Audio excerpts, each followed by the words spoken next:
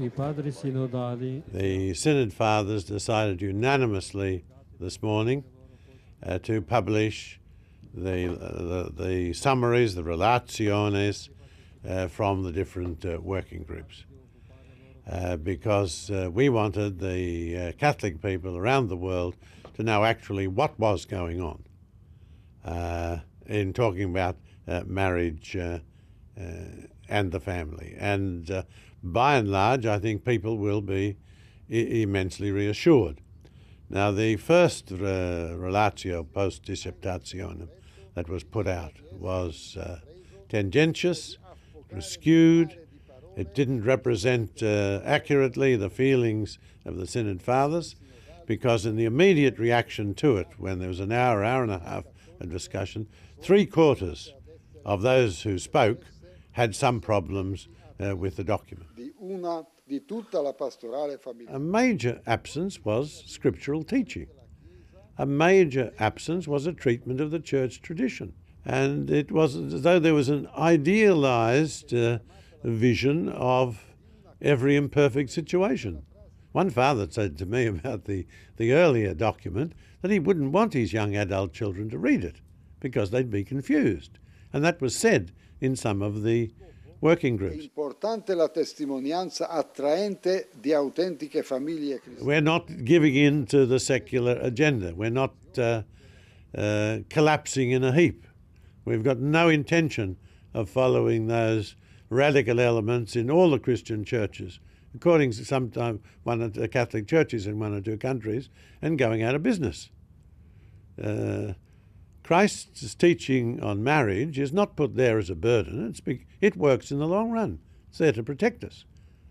And the secret for all Catholic vitality is fidelity to the teachings of Christ and to the tradition of the Church. And these have got to be lived out in mercy and love.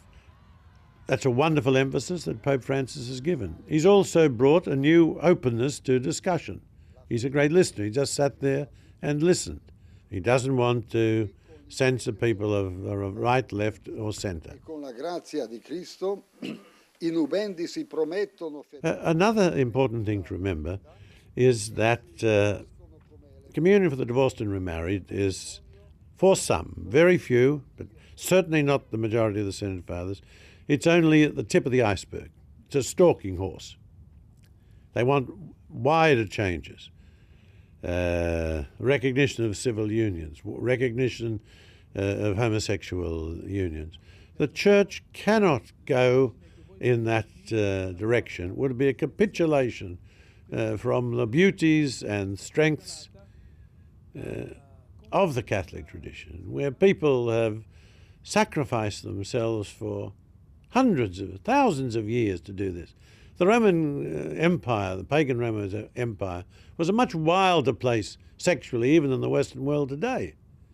And it was precisely in those extremely hostile times that the Church grew slowly through the fidelity and sacrifice and heroism of individuals and families.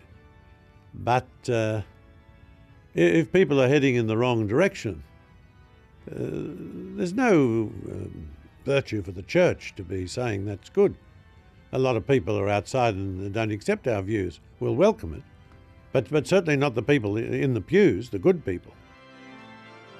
Our task now is to ask people to pause, to pray, to catch their breath, to realise there's going to be no abandonment of Catholic doctrine, and to work to diminish the divisions and to prevent any radicalisation of different factions or points of view.